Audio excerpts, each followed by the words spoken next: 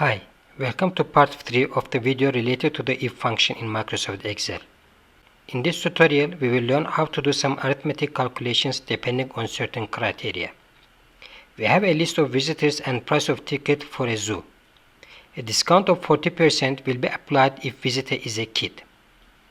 We are supposed to calculate the cost to be paid for each visitor. We start by typing an if function in cell E2. The conditions is whether visitor type is kid or not.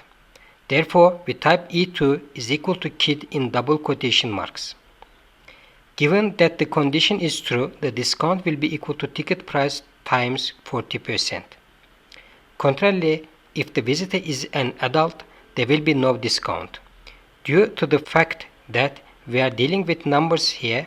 As third parameter, instead of double quotation marks, we pass 0. Afterwards, we copy the formula to other cells of the column. In column D, the ticket prices are nicely represented as currency.